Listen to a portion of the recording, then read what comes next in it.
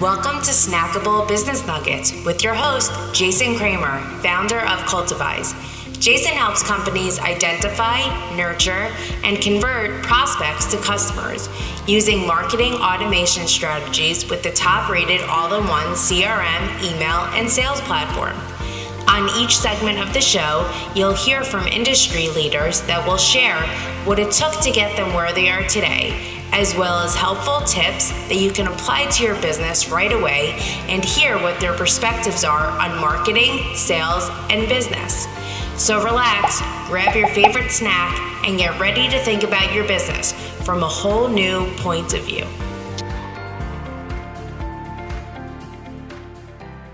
So I just want to start off to say, how was your weekend? Buddy, I own my own business. I get to choose the 20 hours a day I work. That's terrific. That is terrific. I'm not a hobbyist. No? I can hear feedback on your end. You can hear feedback on my end. In other words, I can actually hear my voice loud on your end. Not now, I can't. Perfect.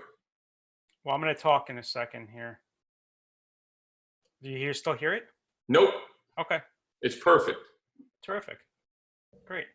Well, it's good to get to know you. Yes, likewise. It's been a while. I think it's been over maybe almost a year. I think we met last summer, perhaps, on LinkedIn. Yes, absolutely. It's been a year. Yeah. And time flies. Time flies when you're having fun. So yeah, I wanted to, thanks for joining me today. Our pleasure. We'll keep this kind of informal. What I'd like to do is just kind of have like a conversation, learn more about your business, and essentially there's a strong synergy between what you're doing, and the types of businesses we work with. So right. The goal really is for the people that I'm going to share this with, and by all means, I'll give this to you once it's edited. Yeah, that'd be great. To just get more exposure to what it is you're doing. And I brought with me my I don't know if you have a cup of coffee or anything, but I've had this cup since I'm probably about 7 years old. How about that for a cup of Joe? Cup of Joe. Are you a coffee drinker, or do you like? Big time. Oh yeah. Okay. What type of coffee do you like? Any particular type of roast or? Strong. Dark.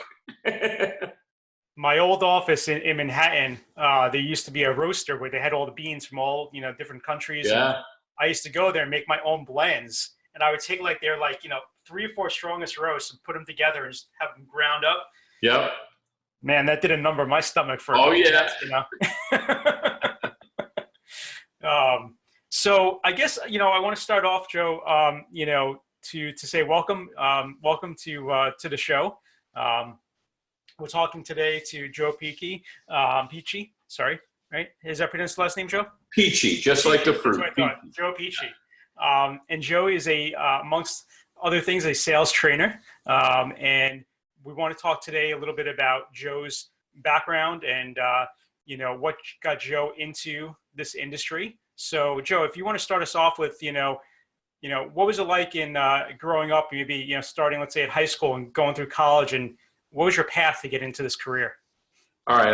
I won't drag this out. I'll give you the, I went to college in Iowa. I was from New Jersey. That was culture shock for them. And when I left college, I went into construction because all Italians work in concrete for a while. And so I did that for a while. And then I went into football coaching, and I coached 10 years high school, 10 years college. So 20 years of coaching football, which was a good prerequisite for business. And 1988, found ourselves at a fired college coach, a small high school, and about $350,000 in medical debt and no way out. And we were losing everything. Without knowing anything about business, sales, or anything, we signed up in a direct sales company. Didn't know what we were doing, but I learned real quick. If you didn't know how to sell, you weren't going to make it. There wasn't really good teaching out there for skill-based selling. Mm-hmm. Created our own methodology, and in 5 years paid everything off. And really mastered sales and mastered communications, and then got put up on stages around the world. They put microphones in our faces and said, tell them what you're doing. Well, we did that for 20 years all over the world. And somewhere around 2003, my wife and I were at a convention. We were speaking, and I looked at my wife and I said, it's time to move. It's time to make Pici and Pici 100% full-time training, consulting, speaking business. Okay. We looked in the world of training, coaching, and speaking. And we found 3 silos. We saw motivation, which was great. We had done that for a while. We kind of moved away from that. We saw strategies like your Brian Tracy's, magnificent. Where we saw a gap in the game was in good skill-based training. So we decided to be the best skill-based training sales company in America. And one of the things we decided to hang our hat on was we were going to be the best there was at teaching live outbound telephone call training to book appointments. And so we don't believe in role play. We believe in real play. Right. And that was the foundation of now we've been doing this since 1992. That's terrific. So what percentage of the people that are doing the live calling, is it training the people that are doing it, or do you find that also it helps for the companies that maybe have a telemarketing division or outsourcing that, where your skills could apply to a group of people that are doing that versus like? All right, we train the foot soldiers. Okay. So therefore, whether we go into a corporation, whether it's a call center, whether it's sales reps, or whether people come to our training, we have a process by which we create value propositions, scripting, communication skills, and then we take them on the phone and we do it live. So we work in all industries because we focus more on skills. Terrific. And so I guess the follow-up to that is, where are people at in that process? Are these people that are coming in that maybe have some anxieties about talking to people on the phone? Are these people that are already well in the game of being what I'll call an efficient salesperson that want to just kind of up their game? Or is it a complete mix of different stages of where they're at in their career? It is a mix. For example, in our 3-day sales boot camp, we only allow 20 people in, and we teach the complete sales cycle. It's not just the telephone. We teach consultative presentation skills. So we'll get people in there that are veterans. We'll get people in there that are just getting started. We'll get people in there that are restarting. But also, when we go into companies, there's all different levels. What we have seen as a common denominator is that the skill of communications and selling has dropped drastically. So what used to be common sense, common knowledge, and common ability has been lost. What do you think is replacing that, in your opinion? People, I think, when the iPhone came in and texting and email and all of the social medias, I think people began to see that as a replacement. And also some people hide behind it. Right. And so when we opened up our training and we saw what the gaps were, we said, you know what? Number one, there's huge gaps. And number two, a lot of sales trainers don't want to train this stuff. Because when I'm in there training and your team, so to speak, it's time to get on the phone. Well, you're looking at me and you're going to evaluate that training based on real appointments. And so that's a separator. That's a uniqueness for us. And have you seen any other specific changes with your business or the people you work with in the last, let's say, 3 to 5 years? What would be the biggest change? Would it be the social media component where people are getting more maybe comfortable in using chat and other mechanisms out there to try to close the sale and have that communication? Is that the biggest change you've seen, or has there been other changes? Yeah, that's a great question. First of all, when it comes to change, there's principles and practices. Sure. Principles don't change, practices do. So we have to have 14 different ways to generate leads. Because once you master selling, then the rest of your life is brand expansion and lead generation. What we have seen is that people who master social media as a lead generator can dominate the industry. But if they make the mistake of thinking that social media itself will close business, people are still into know, like, and trust. Mm-hmm. And especially with so much out there and so many decisions that have to be made, if you can build a rapport with people, and if you have good sales skills and really good communication skills, you're going to get more traction. Absolutely.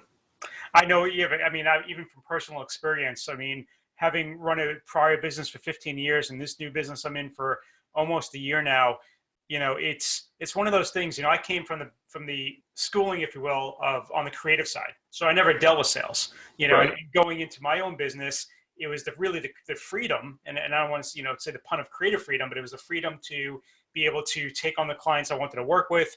To your point before, set my own hours. And what I learned over the course of time, obviously, was the aspects of sales and wanting to educate and to be able to embrace the excitement of being in sales, and one thing I remember early on, and it's a vivid memory, is the hesitation to pick up the phone and call people, Sure. It was almost like a little bit of a shyness, because it's like, well, what is going to happen on the other end of the call? Exactly. If they pick up, what am I going to say? If they have to leave a message, what am I going to say? And what got me over that hurdle was how receptive people were when I was calling them. Now, granted, I wasn't doing cold calling. I would say more warm calling to people that were in communication. Right. And it's just kind of trying to move the needle a little bit. And it was such a reoccurring, success with that and encouragement that now I get on the phone all the time. Even, I know you and I met through LinkedIn. We've had some exchanges and we've had a few phone calls. But I'll even do that to people on LinkedIn. And I think, to your point, people can be very wildly successful with, let's say, even LinkedIn. We'll talk about one social channel for a minute.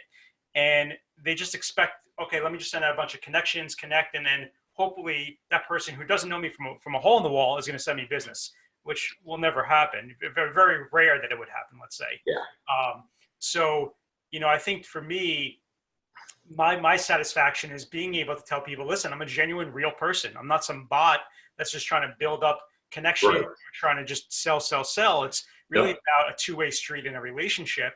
And that's what's, most exciting about, the courses I think that you teach and the programs is about how to build a communication so that it is, a communication. It's not just, hey, I want to sell you something, and picking up the phone, who does your marketing, who does your selling, who does whatever. It's Right. building the rapport. And I think that's what I know on the reciprocal end. I see that missed all the time. It's surprisingly how many people are out there with bad skills at trying to sell. Yeah. And it's like, they're just not getting anywhere, I'm curious, do you find with the people that you're talking to, or even just the industry, obviously the robocalling is huge now with telemarketing and people, trying to kind of get people on the phone where there's a pre-recorded message ahead of time. And if you respond, then, sometimes it'll drop into a live person. Have you seen that kind of, I haven't seen it work effectively. I first of all, let me go back to something you said. It Sure. was really important. You said that you were reticent about the phone because you didn't know what to say. Yeah. I think in every other profession, they get very prepared.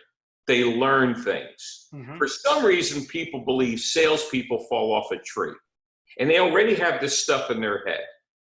We are very descriptive at, let's create the right messaging that is client-centric, okay? Mm-hmm. There's a small percentage of people that are open to anything you have to say at that particular moment. 82% of all sales happens between a 6th and a 15th contact. 65% of the population is slow-paced. They make decisions slowly. So understanding all of the dynamics, the initial call, okay, is nothing more than to state a value proposition, My number one lead generation tool is a cold call. I didn't say it was my number one tool to sell anything. Mm-hmm. My call is not to sell. My call is to qualify. Right. So therefore, people that don't have and the script doesn't sound like a script to the person on the other end of the phone, but a person who is well prepared.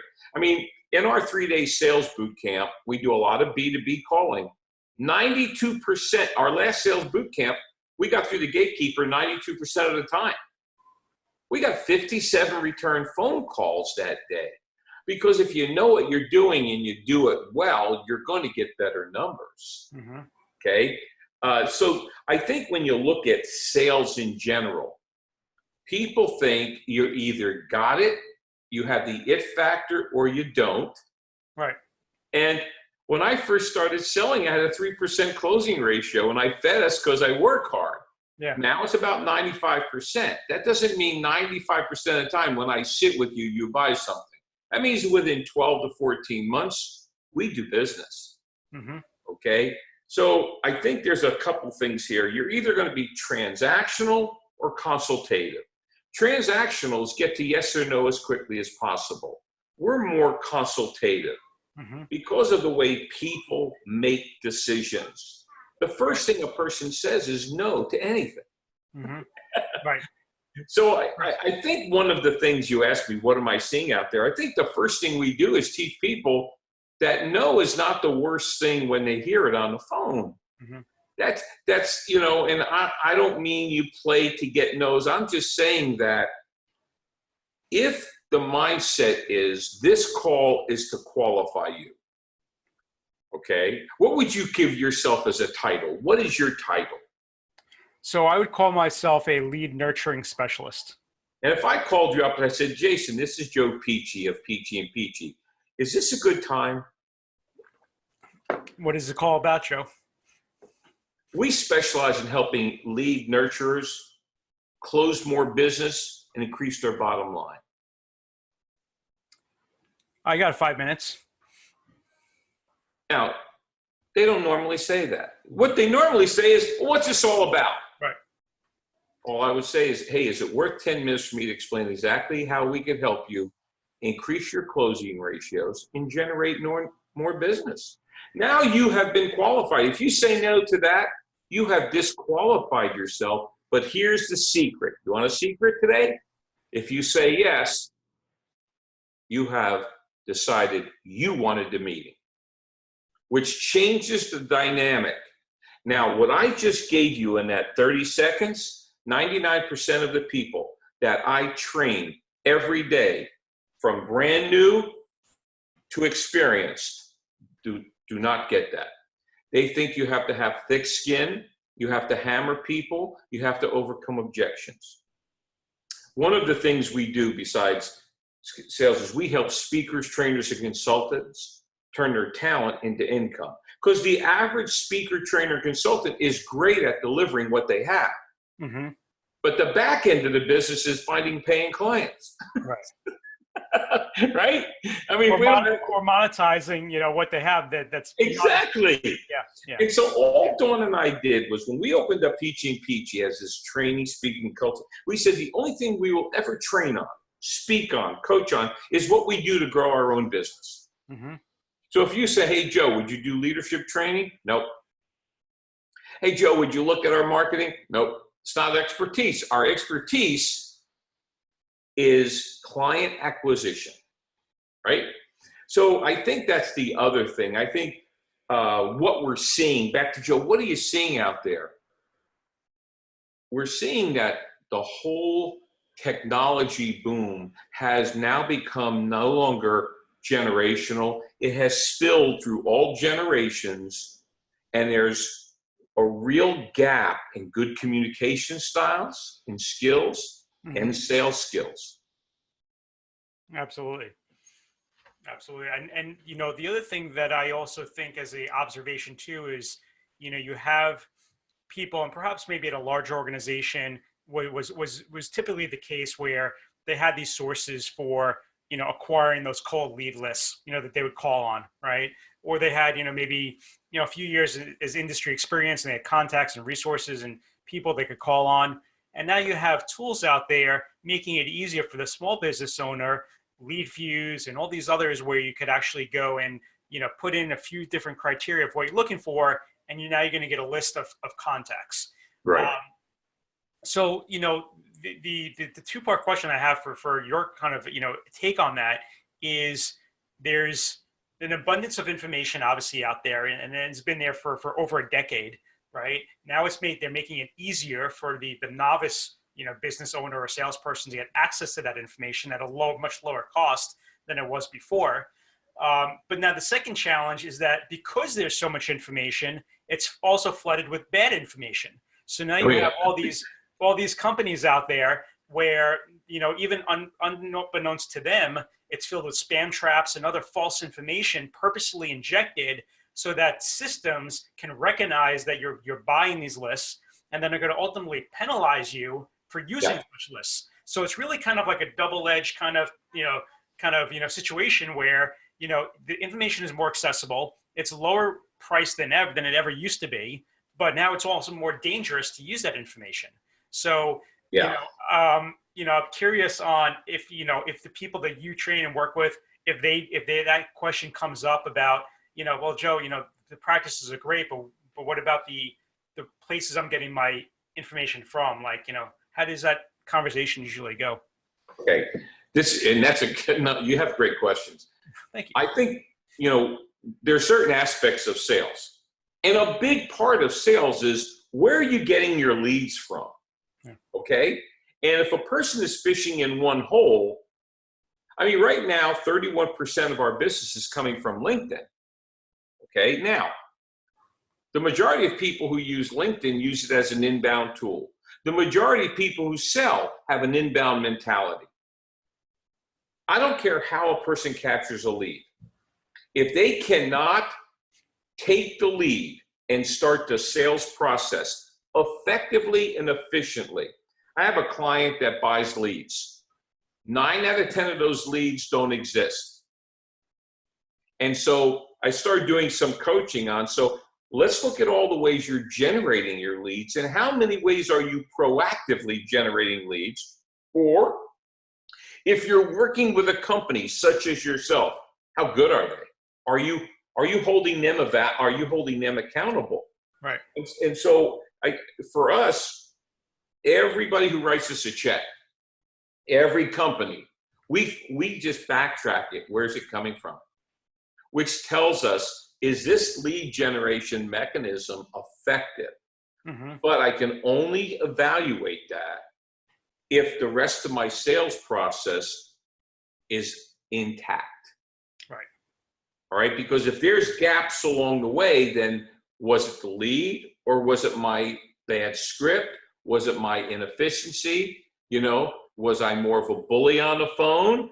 So if you have a lot of intangibles, then it's hard to evaluate your leads. Mm-hmm. Did I answer your question? You did. So I guess that brings me to, kind of how we met, right? Because I took what I guess you would call which is, I guess, like a manly thing to say, perhaps. It's like a ballsy move with my business decision. So I closed my business for, as I said, my prior company, 15 years in branding and marketing. Right. And I said, you know what? I am going to build a new business, a new company with doing just one single thing, which is nurturing leads, not generating leads, just helping companies that are struggling because they're maybe working with somebody like you, or maybe they're not even doing that, and they just have a sales team or a salesperson, and they have no system, Right. And you brought up a very valid point, which I'm curious on how the people that you talk to kind of combat, because what I've seen from our seat is there's usually two scenarios. You have a small business that might have a little bit of a sales process. It's maybe not fully well thought out, but it's kind of making them money, and they're in the black, and they're kind of growing at a very slow rate. But they don't have really a system to track anything at all, right? So they don't know, to your point, that the $1,500 a month they spend on Facebook ads, another $2,000 on AdWords, and all this money that's thrown out there, the trade shows that they go to every year, they have no way of knowing if any of that is actually generating revenue. They're just all doing it, with the mindset, oh, we're getting out there, it's building brand awareness. It's got to be helping, right? It's got to be helping, right? Which is, if you're looking at it from an accounting perspective, well, you can't just estimate that it's working. You got to know, otherwise you're just really throwing money, and fuel onto the fire without knowing if it's actually accomplishing anything. Exactly. And the other thing I often see too is, we've had clients, and just one quick example, we used to have a client that worked for a national energy company. And there was almost 150 sales agents for this company. And he was frustrated because they didn't have a good CRM system. They didn't have any way for him to be able to track all of his leads properly that he was generating. So he actually hired us to basically invest in himself. And what we found interesting about that was that as a result of being able to do all of that and to be able to know what was working, what wasn't working, after a couple of years of working together, he actually rose to be the number 2 sales agent in the whole company, and because he had the system behind him. Exactly. What we find is that it's hard for these salespeople that may not want to take on that financial commitment, right, to invest in themselves. And they just say, well, this is what the company offers. These are the tools I got to work with. And, my hands are tied, but I'm going to do my best. And I'm curious, how often that comes up in conversation where, the salesperson is really motivated, but they're kind of hindered because the process and the systems aren't there for them to make it easier, to do what they need to do. So do you have any things in terms of tips? First, I will tell you this, because, we're in all size companies, from I call Fortune 100 to Fortune 100. All right. And I will tell you, less companies than you think have a process. All right. And then a lot of companies have a tracking mechanism and pay no attention to it. Right. And a lot of companies have none at all. So I think for your kind of business, there's such a huge need. Yes, for the individual, but it's kind of like this. Not everybody wants what I do, but I will tell you this. I make 150 outbound calls every week. I eat what I kill.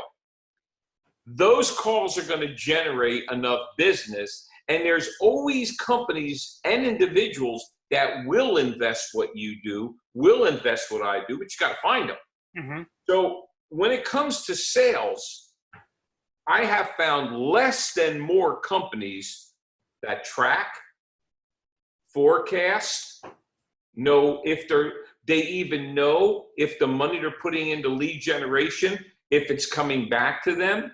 It's almost like you said it. They throw mud on the wall and they hope that's what caused the sale to happen. Right. There's a monster need for it.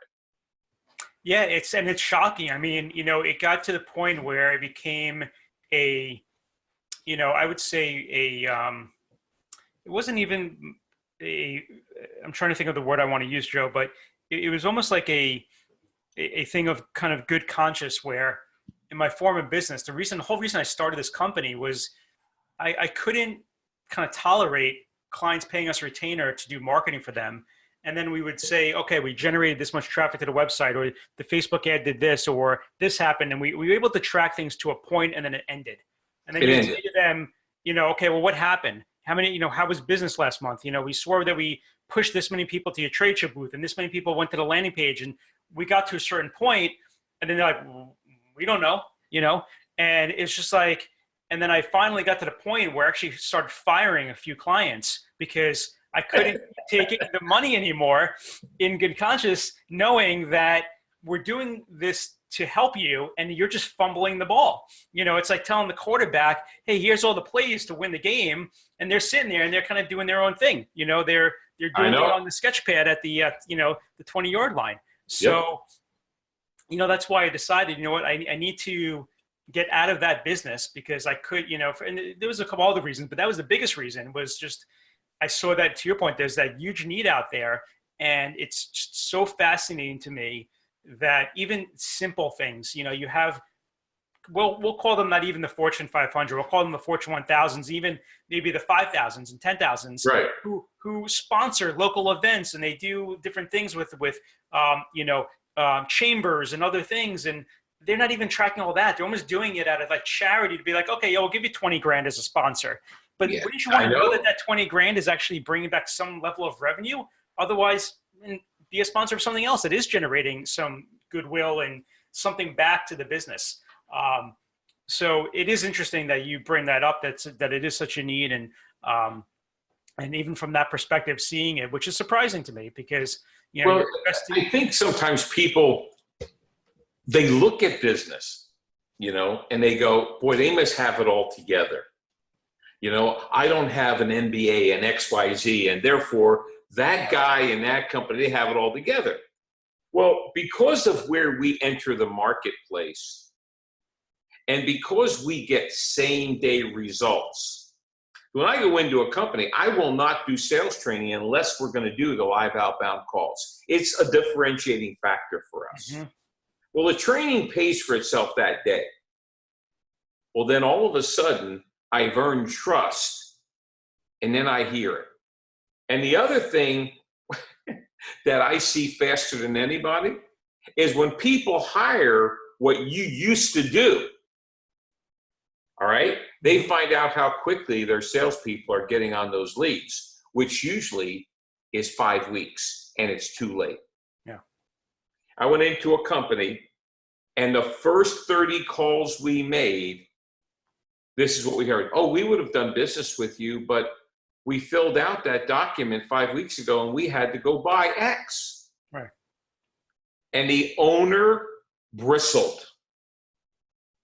And so the whole accountability that marketing, which, you know, I mean, lead nurturing, but what you used to be, better be hand in hand with sales, and there better not be a gap of time. If Right. you're going to go to a chamber event, if you're going to go and sponsor an event, then what are you going to do with those leads? And I'm going to tell you, 99 out of 100 people that I train will say, I've got boxes of business cards. Oh, we had a big jar at this event. We collected 400 names. Did you call any of them?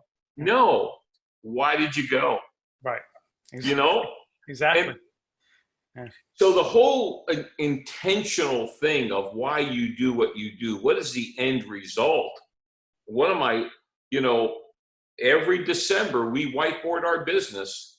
We look at where all our business comes from. And if we have been in an association that we worked and no business came from that, we're not going back the next year. Mm-hmm. Okay. Well, now it's not once a year. Now it's every 30 days because I don't have a lot of time to waste effort.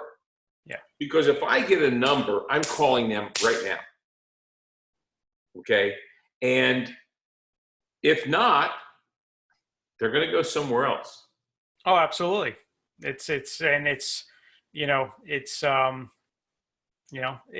much as I think people from the sales perspective that are trying to win that business for themselves or for a business want to make it a priority. I think that part of it is also not, in some cases, and correct me if I'm wrong here, the assumption, not knowing who to call. I have all these people, I have all these, these 200 cards that I got from this event. What's the order? And then I know, I used to do a ton of networking. I've stopped networking for about 9 months. Because listen, the reality of it is I was beyond what I was paying in dues to whatever organization I was part of. It's probably another 15 grand, 20 grand of my own personal time, traveling, meeting people for coffee and doing all these things. And you start saying, okay, well, is that where my time is best served? And what was really fascinating about, doing what we're doing now is that our system could actually look at the behavior of all the people that are in the CRM, which ties into the marketing, to the sales, but Yep. then it assigns, and I know you're familiar with lead tracking or lead scoring, I should say, but it gives scores. So now a salesperson, every day they come in, okay, here's the top 2% of the people that are most engaged. They've been on our website recently. They've been on our social media. They've opened up some emails we've sent them. They've watched the videos. They've seen a demo. Okay, this person is interested. If they weren't interested, they wouldn't be doing any of those things. So there's some level of interest, and now it's up to you or, as a salesperson to call them and see what that level of engagement is, and see if it's real or not. And the power of that information, I mean, I can't tell you, I've countless stories of how it's really changed the whole outlook, approach to the types of clients we work with, and it's exciting for me because it's like, to your point, you get in there and you do those calls that day, they're seeing the results. We're giving them the ability, when I say them, our clients, a transparent platform, if you will, to see the accountability, not only of their marketing efforts, to your point, but also the sales efforts. Absolutely. And, it's shocking to me when we have, so every month, we go in and we have monthly strategy calls where I personally go in, talk with our clients, with their marketing team, their sales team, the owner, whoever it might need to be that particular month. And we have the ability to see all the deals that have gone into the system that are just sitting there. They're not doing anything. There hasn't been any phone calls. There hasn't been emails. And it basically, to your point, like you said, the gentleman who owned the company was shocked that it took 2 weeks or so for someone to call them after they filled out a form. Well, we bring that same kind of, wake-up call to our clients to say, listen, your salespeople necessarily aren't doing a bad job. They're generating lead opportunities, but they're not doing anything with them. They're just sitting there in a silo, and there's no activity. So how do we expect them to close if no one's trying to close them? And in fairness to some salespeople, though, too, what I see also is a company hires a salesperson, and then they give them 15 things to do. So I have to, during the training, be very politically correct about the fact that you're hiring these people to sell. That's their first priority. Sure. Right? And so many times they'll do some selling. Oh, they'll do this. They'll do, wait a minute. If their job is selling, the biggest part of their day better be selling. I mean, in our business, if I'm not training, speaking, coaching, or consulting, I'm selling. All right? We do not do any material development during business hours. Mm-hmm. Right? This morning, I was running meetings.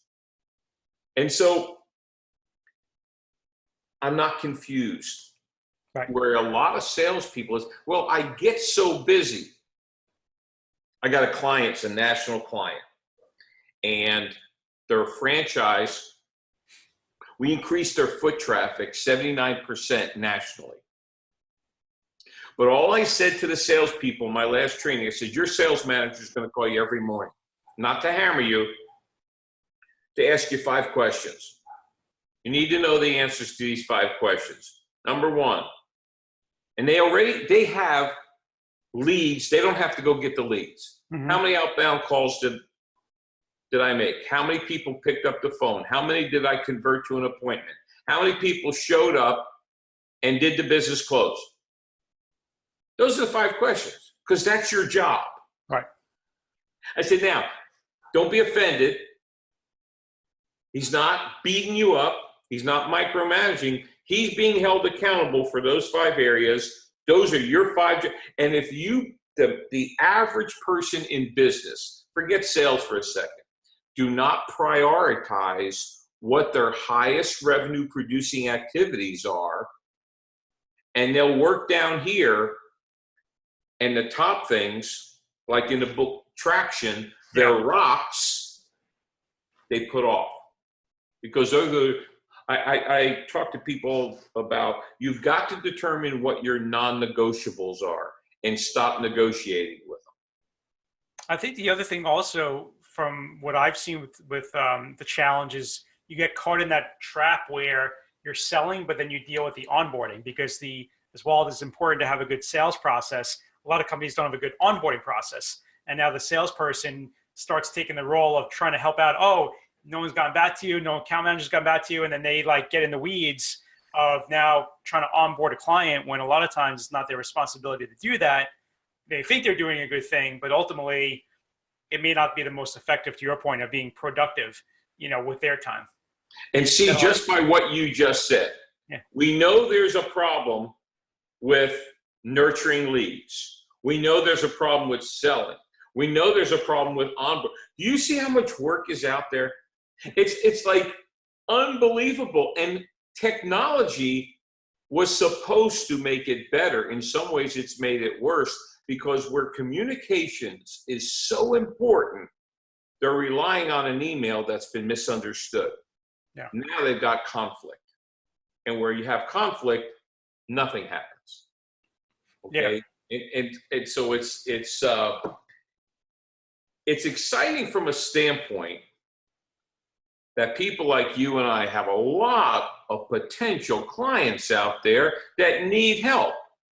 The other thing is what you do and what we do fixes about 80% of the problems, because where you have high cash flow, you have money to fix the rest. Does that make sense? It does make sense. It does. You're absolutely right.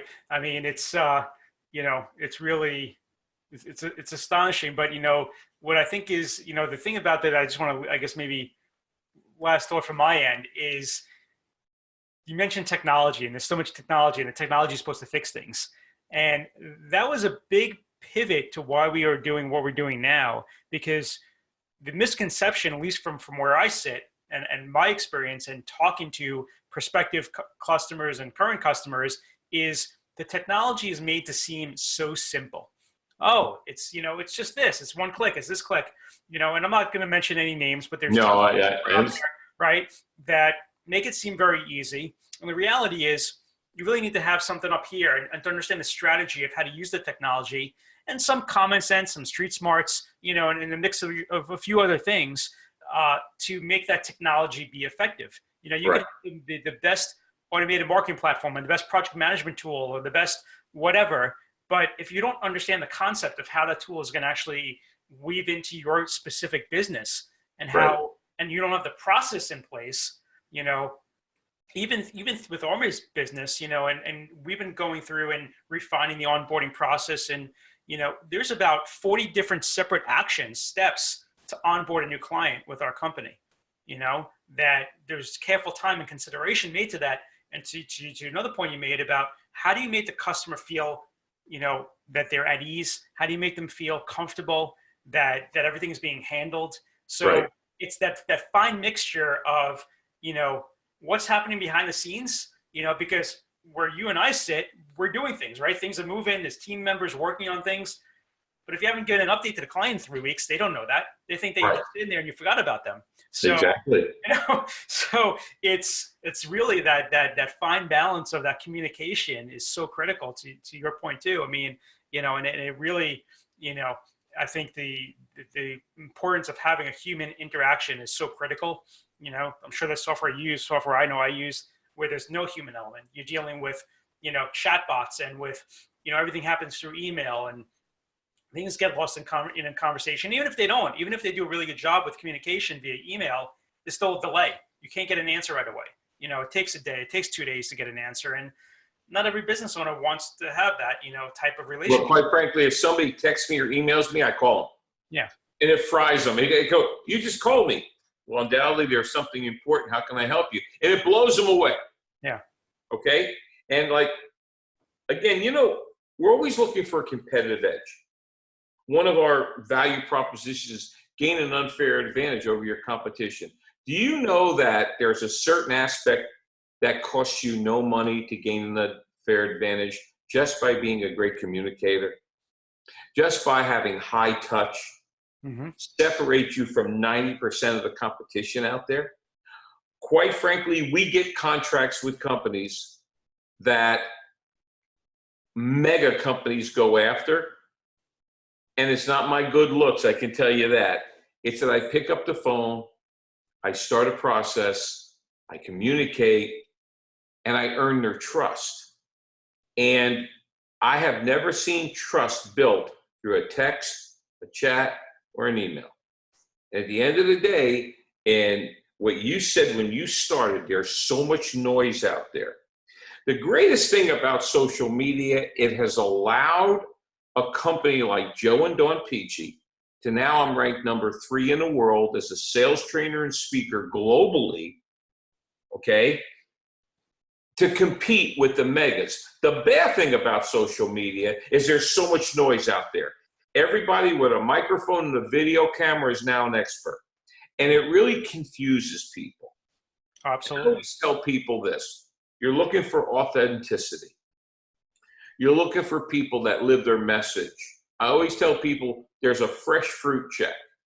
is the person I'm paying, do they know more about the topic than I know? Are they doing it now, and are they successful doing it? Mm-hmm.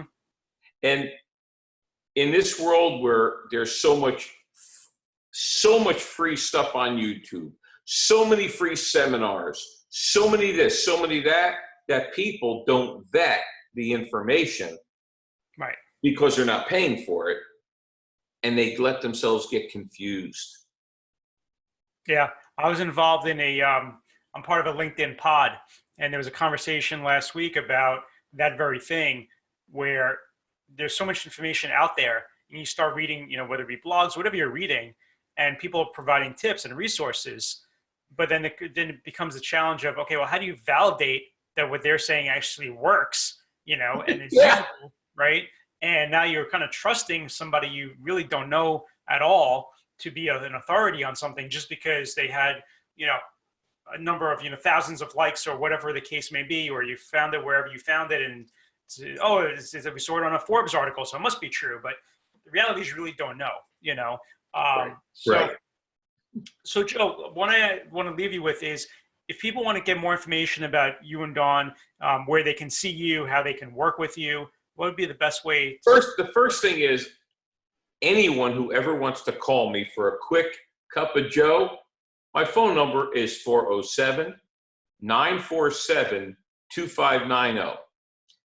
Our website is www.piciandpici.com. Of course, Joe Pici on LinkedIn. All right. And my email is joe@piciandpici.com. But the best way to reach me is just pick up the phone, because we'll know in about 15 seconds if we need to have a further conversation. I don't push sales. I don't try to push anybody into anything. I have a quick conversation with people to find out if what we do can help them get to another level. Joe, that was terrific. I really want to thank you again for being my guest today, providing such great insight. And it was just really spectacular to kind of hear all of your experience, how you've kind of gotten into the industry. And, it's clear that you are, an expert in your own right. I can tell, and by how you embrace the passion that you have. So it's something that definitely shines through. And I just want to wish you and Dawn, further success, and look forward to continuing our conversation and relationship, and we will. And I know I can send you business, because I don't do what you do, but I don't know of a client that doesn't need what you do. So terrific. Thanks for inviting me in. My pleasure. All right, Joe. All right, I'll speak bye-bye. to you soon. Take care. All right, bye.